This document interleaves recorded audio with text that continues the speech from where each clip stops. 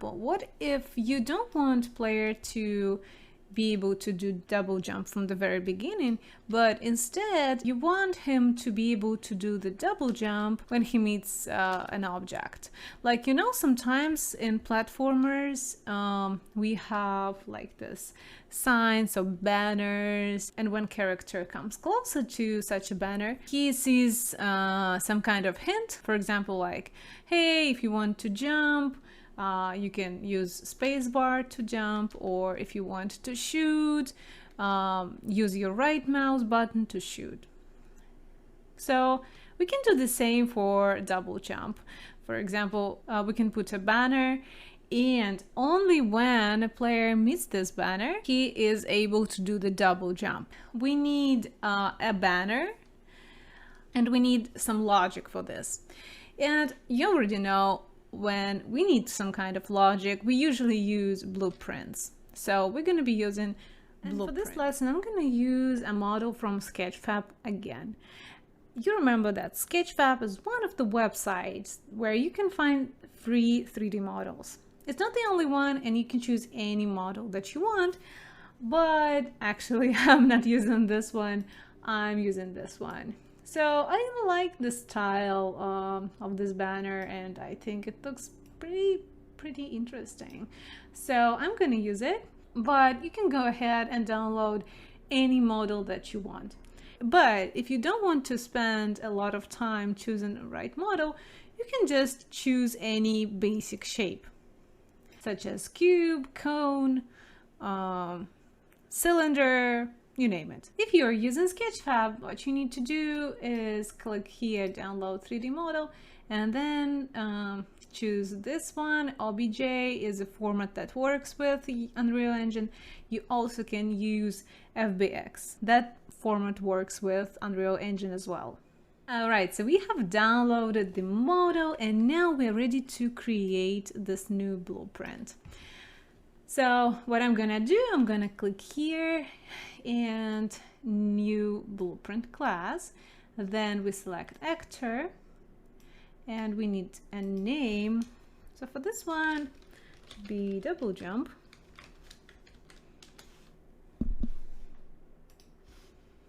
All right, so here it is. And so for this blueprint, we need two things. First is the banner, and second is the logic. So to add a banner or something, we need mesh, which is static mesh, this one. And as I mentioned, you can use any basic shape. What I'm gonna do, I'm gonna use the banner that I have downloaded. So I'm gonna go back to the objects folder. This is the folder where I save everything that we are using. You remember that we have coins here, and we also have platforms. Yeah. So next thing will be the banner. Okay. So here it is. Let's check. So we have the banner, and then we have the textures. Okay, so let's save all.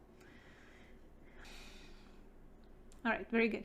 Now we can go back to this blueprint, double jump blueprint, and select the mesh here.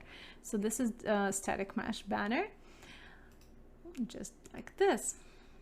Okay, so as you can see, the model is quite far away from the center, which is fine. I'm just gonna move it a little bit, just like this, and then rotate it, and then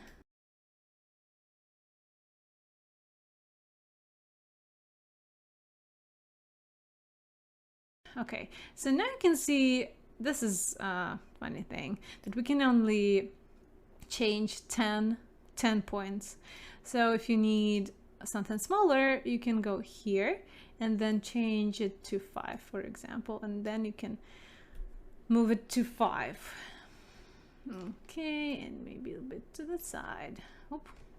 Okay, I think that's fine. That's just, you know, just a test. So I think I'm fine with this. If you want, you can rename this, Now let's add a material, because right now you can see it's only the mesh and all we see is white. So now I'm going to go back and create a material from this base color texture. You can see we have created this material. Now we can go back and select this material in this list. So now we open this. By the way, you can always rotate this ball to take a look at the material. Let's connect normal map to this normal input. So I'm gonna take the texture sample, and then for the texture I'm gonna select the normal map.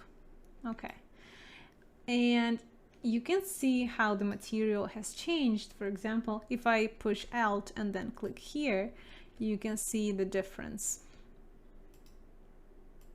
Now let's connect them. We also have roughness, so let's do another texture sample. Texture sample, and for this one I'm gonna choose the roughness. Again, without it, with it. So you can see it makes it more smooth in this case, but depending on the model, it will give you different results. So let's save this one and go back to this blueprint. All right, so now we have this banner with material on it. Very good. Now the next step is what? I want you to answer, because yes, we need this banner and we need logic. So in order to create this logic, what one element are we missing here? What do you think? Yes, you are right. This is collision, because how can we check if player is near this banner? This is the easiest and the simplest way to check it. So what I'm gonna do, I'm gonna add a collision. I think the box collision should work just fine. Maybe it's too big. It's like this. Let's check. Gonna move it a bit higher.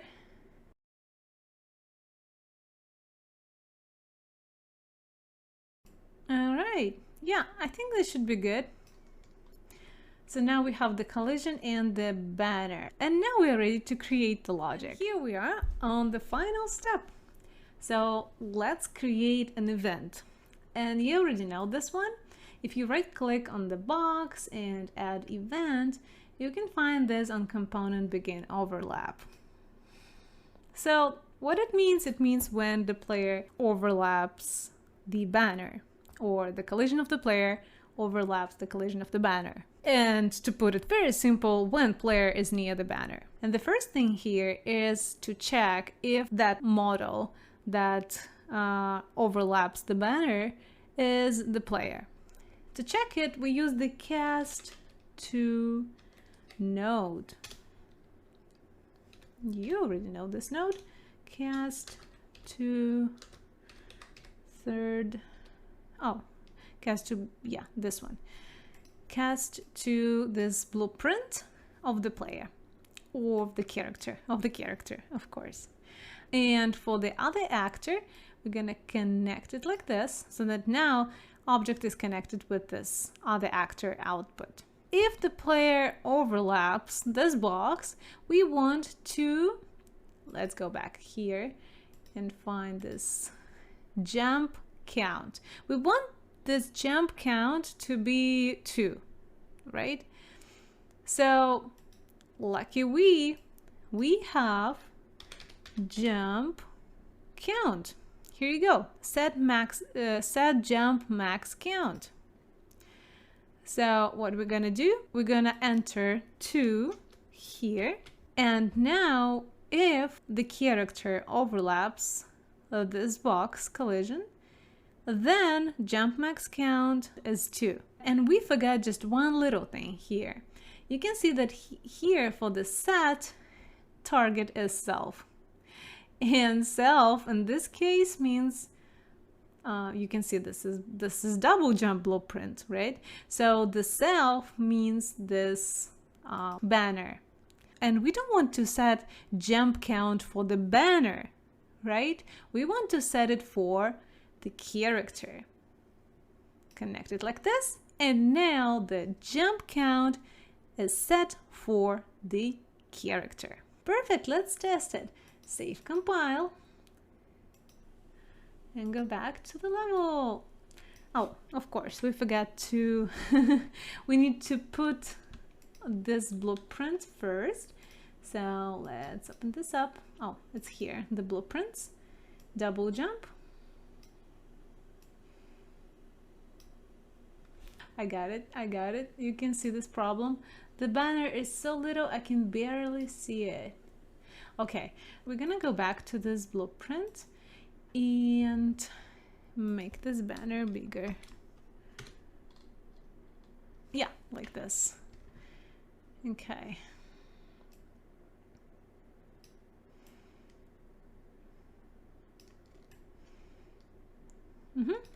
Should be good. Okay. Maybe it's too big now. Let's put it back on Earth. Okay. Let's see. All right. Yeah, that's good. That's a good size. Okay, so I hope that I'm not too close to it. Let me go back and move this banner away from the starting. Okay, now play again. Okay, so now this is the banner. So now I can only jump once. Then let's go to the banner. I'm gonna cross it. You could see this glitch. Something happened. Yeah, now I can do double jumps. Woohoo! Yay! All right, so that's it. This is very simple logic that you can put to your game to make the introduction part more interesting. There are only two outcomes in a game. You win or you lose. And we need to program both outcomes for your game, right? So let's do it. So in order to demonstrate you how to do this, I'm gonna create a new level. So we go File, New Level, then we're gonna create just a basic level. And here it is. Let's save it. So before we go to the win situation, let's create some logic for a situation when the player loses. Because it happens, right? It's a game. So in order to do that, and for the next part as well, we need some platforms. So I'm gonna open the content drawer, go to the blueprints folder, and as you remember, we have some platforms here. Let's start with just a basic platform, just like this, and then we're gonna do a moving platform. Okay, it's gonna be moving like this because it's moving up and down. Then put another moving platform. I believe this one moves down and up. I'm not sure. we're gonna take a look at it. And then just basic platform again. And another basic platform, which will be the finish of the level. Okay, so I'm gonna select the floor and just click delete to delete it. And so now the level looks more, you know, dramatic.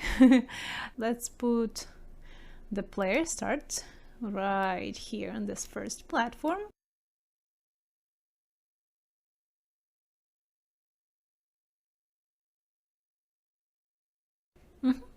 Okay, now let's click play and take a look. Wrong direction.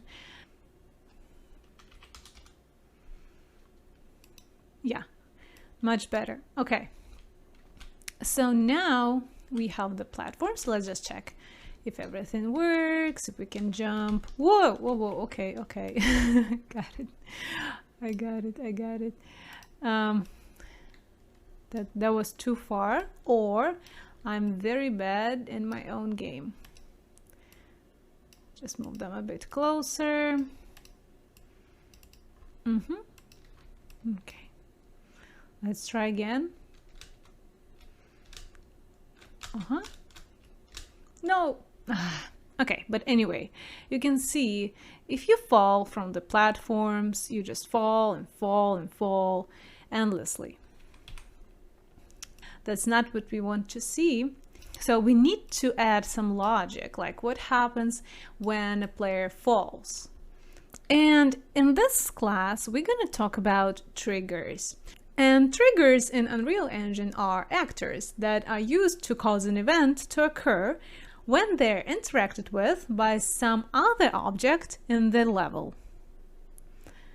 In other words, they are used to trigger events in response to some other action in the level. In our case, we want trigger to be below the platforms so that when player overlaps this trigger, something happens, right? We don't want him to fall down and down endlessly. Maybe we want to just start the game over instead. So let's add a trigger. So to add a trigger, we're going to click here and type trigger. Trigger box. Okay, so the trigger box is here, and as you can see, it is right here. We need it below the platforms, and we need to change its size because we want it to cover all the zone where the player can fall, because he can fall from this side of the platform, he can fall down here and there, and we want the trigger box to be everywhere. So let's change the size of this trigger box. Need to unlock this lock first. So yeah, we're gonna do it like this. Move it a bit. And now to the center, and then make it bigger like this. Okay, so you can change the perspective to check if the trigger box is where you want it to be. For example, you can go here. We have the perspective now. If you click and you choose top, it's gonna show you where your trigger box is. For example, right now, I think that's too much on this side. And if you want to, you can change the size of the trigger box, just like this. Move it. Okay, then you go to bottom. It's going to be the same, right? And then you see from a side. Okay, I think it is pretty good. Let's go back to perspective view. So now we have this trigger, and what we need to do, we need to add some logic for this trigger, right? We have created a lot of blueprints, but actually, if you click here, you can see that your level has its own blueprint. So we're going to open this level blueprint. Okay, so I'm gonna put it right here. I can see that my level is not saved, so let's save it. Save all. Okay, so now let's go back to this blueprint. Okay, and we don't need these events. I'm just gonna delete those. Again, we want to check that moment when a player overlaps this trigger box. If you right click, you can see that you already have the name. You can see that you already have your trigger box here, and you can add event for it. That's because you have your trigger box selected. So before we do that, let's rename this trigger box because I don't like this this name of it. We're gonna use F2 button, and let's give it a name. For example, start level. Okay, so now we have this trigger box. I'm gonna save it. So now I'm gonna select this trigger box again, go back to the blueprint, And although it didn't change the name for the trigger box here, that is okay. It's gonna change it later. So if you open this add event, you can find collision, and we can open this up and find on actor begin overlap. And that's what we need, right? You can see we have the name of the trigger box, restart level, right here. That's the name that we gave to the box. This is very simple logic. So if the character overlaps the box, then we want to restart the level. First, let's check if it is a character. So we're going to use our cast to third, where is it? Third person character. Here it is.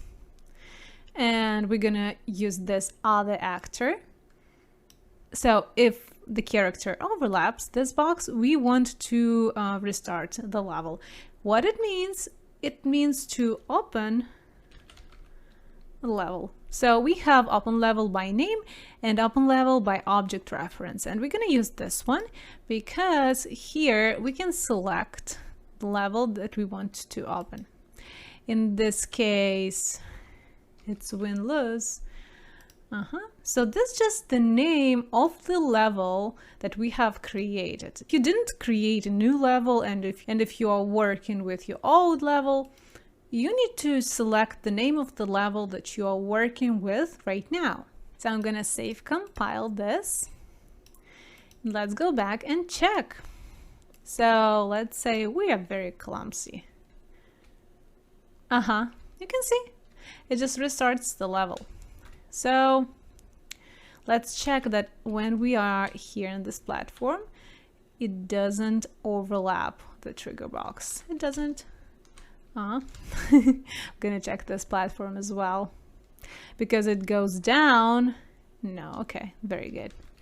So yeah, jump, jump, jump. No. Okay, so if you want the character to fall a bit longer, you can, let's select this, and you can move this trigger box a bit down. And now if we save it and go back to play, we can see a bit of the falling, so we can understand what happened. Yeah, I think I like it. I'm just gonna leave it like this because I want to see the animation of the falling. That's good. Okay, now let's create logic for winning. In this case, first you need to decide in what case player wins our game, or your game, of course. And although you can imagine a lot of different triggers, let's start with something simple. And I want the player to go all the way to this platform. And if you overcome all this platform, that means that you won the game. So again, we're gonna use triggers. So we can put a trigger box right here. Let's do this. So trigger box.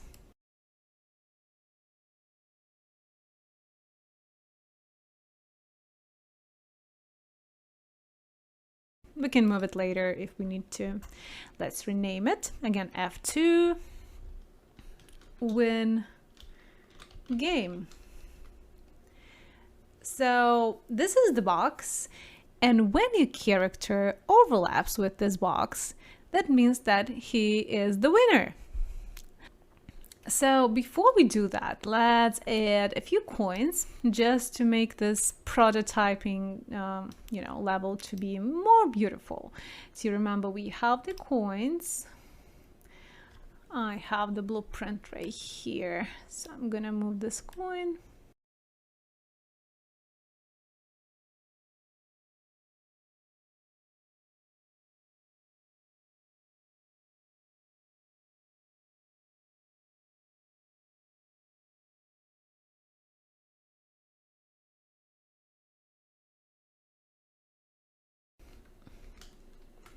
So I decided to put this coin here, this kind of bit higher, All right, so we have collected 4 coins and we fell. That's fine.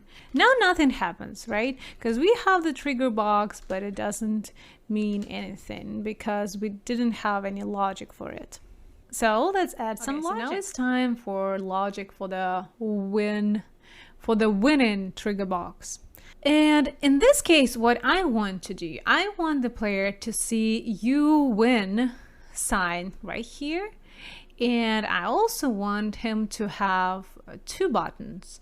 One button allows him to play the game again, and the other button allows him to quit the game. We're gonna open the content drawer again, go to blueprints folder, I think. Yeah, let's do it here in this blueprints folder. And I'm gonna create widget blueprint. If you watch my previous lessons, you know what widget blueprints are, because we have created one for coins. If we see the coins and the number of the coins on the screen, and this is the widget. So we're going to create the widget blueprint once again, user widget. Let's rename it WBP for widget blueprint. You can give it any name. You won. Okay, so let's open this up. For widgets, we always start with canvas. So let's type canvas. It is, just drag and drop it like this. So this is just empty canvas.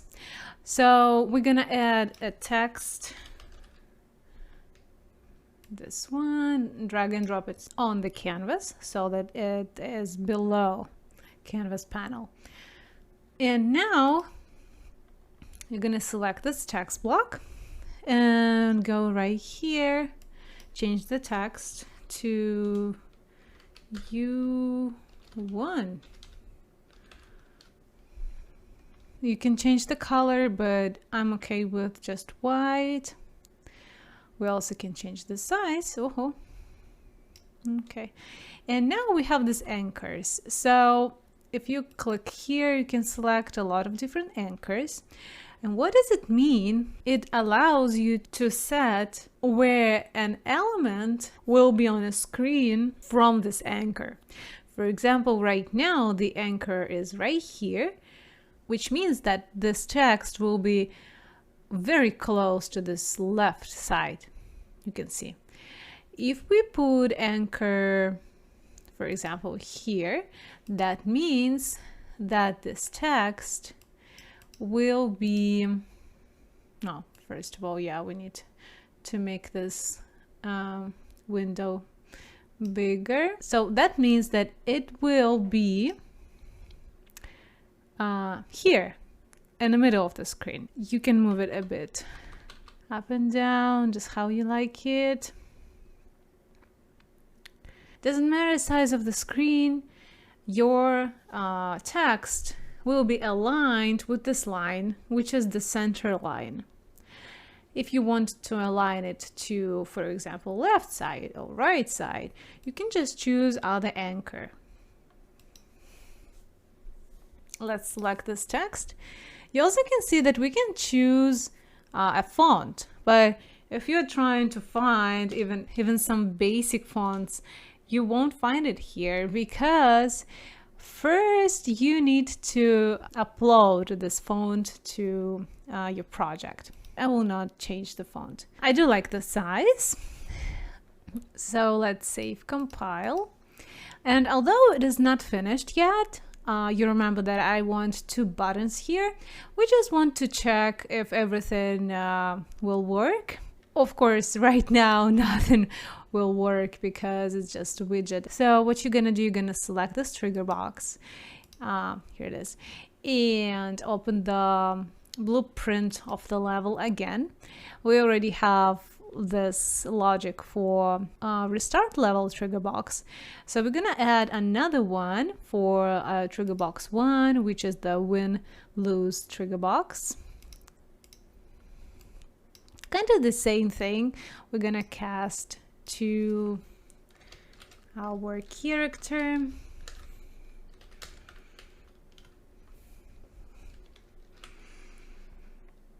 And it is absolutely the same. But after that, instead of open level again, we want to create widget. Here you go. And for the class, let's select the widget that we have created. This one, U1.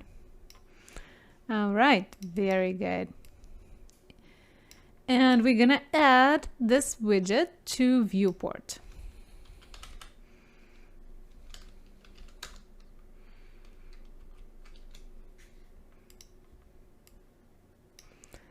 Target will be the widget. So now let's save compile. And we're gonna save this as well. So now if we go all the way to the end of the level,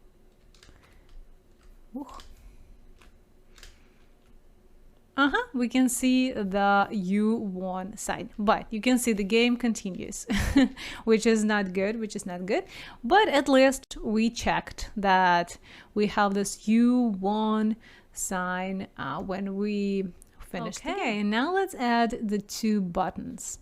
So if you go here and type button, you can find a button. And it's right here in the canvas.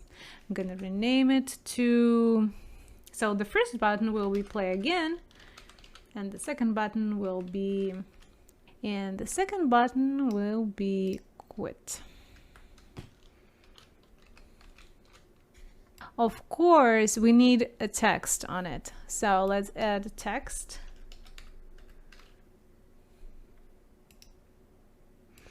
And drag and drop it on this button.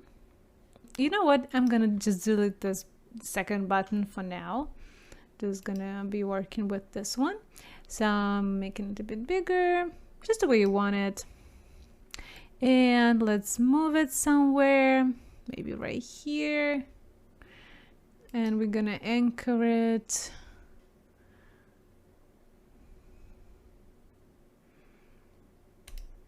For example, right here.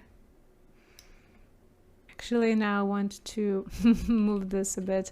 So for the button, we can choose the color. Let's choose something red.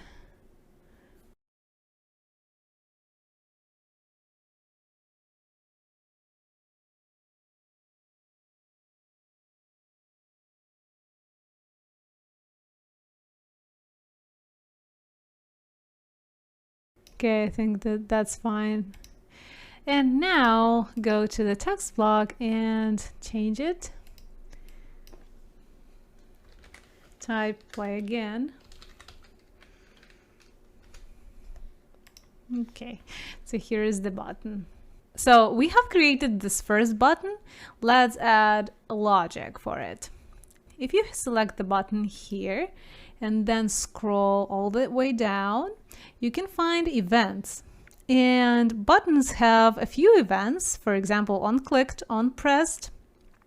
And in our case, this one on clicked is what we need because we're gonna click this button with a mouse. Let's click here. What it does, it opens the graph inside this widget. So if this button is clicked, we're gonna open level just the way we do with the box that restarts level. We do kind of the same thing with this button. Don't forget to select your level here. Okay, save, compile. Awesome. Now go back to designer and let's add another button. So you can just duplicate it, right click, duplicate. And this is the same button. All you need to do is rename this one. And change the text.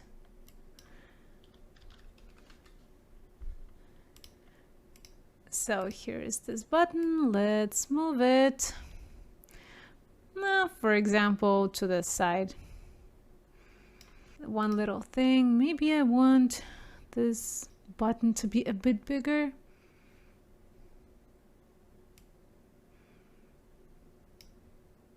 Maybe like this.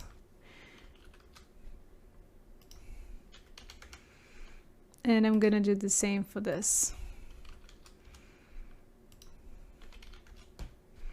Because all the buttons should be one size. It doesn't matter how much text they have on it. And now we need to add logic for this one. We need to select this button and go all the way down to the events. Again, find this unclicked event. And you can see we're again in the same graph part of this widget. So if this button is clicked, what do? We quit game. Yeah, sometimes it's that simple. So we're gonna save, compile. We can go back to the level and play it. Play. Okay, so if you created very big level and you don't want to play a game from the very beginning every time, what you can do, you can escape, and then, for example, you can, if you want to start here, you just right click and then play from here. Okay, so now we do have the buttons, but we can't click the buttons because where you see I'm moving my mouse, but what I'm doing, I'm just keep moving my game. And I also can play it again. And we're gonna fix that. But first, let's go back to this and move this a bit to the side. And this one, I'm gonna change the anchor.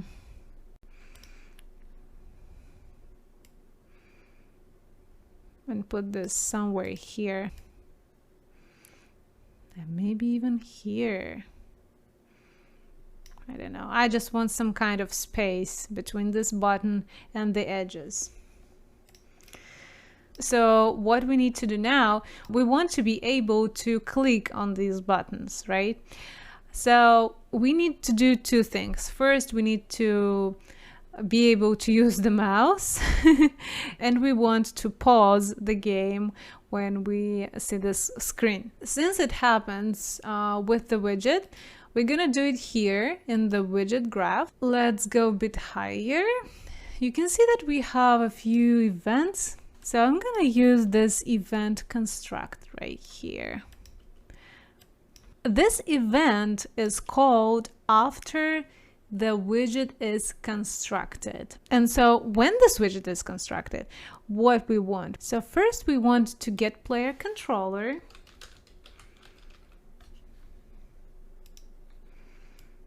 And then we're gonna use set input mode UI only node. And this node set up an input mode that allows only the UI to respond to user input. What it means that the game will not respond to your mouse movements or clicks, only the UI. And that's what we want, right? We want to click the button, which is right here in this UI widget. We don't want to interact with the game anymore. We want to interact just with the widget.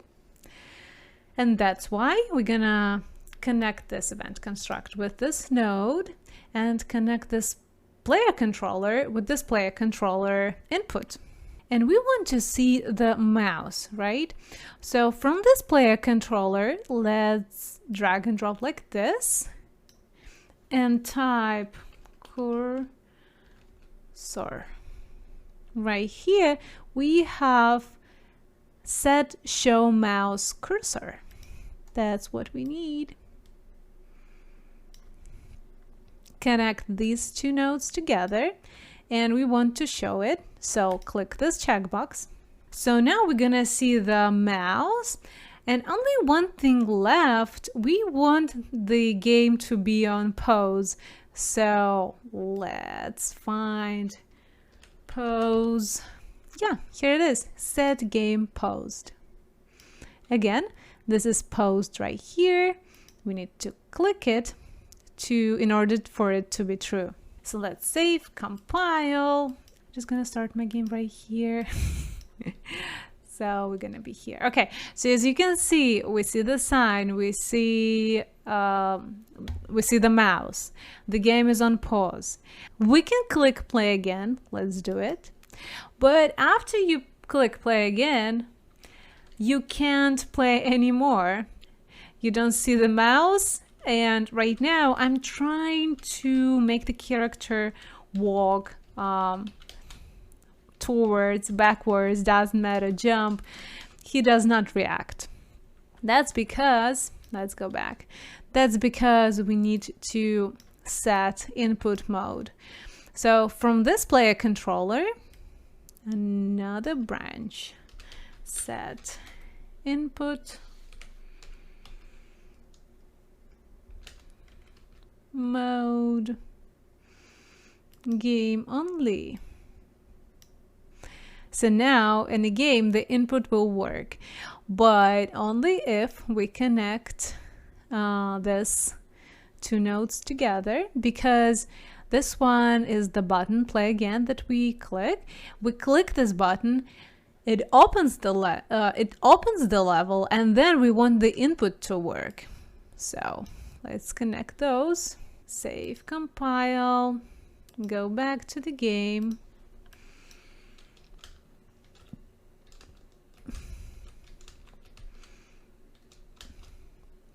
All right, we won. Play again.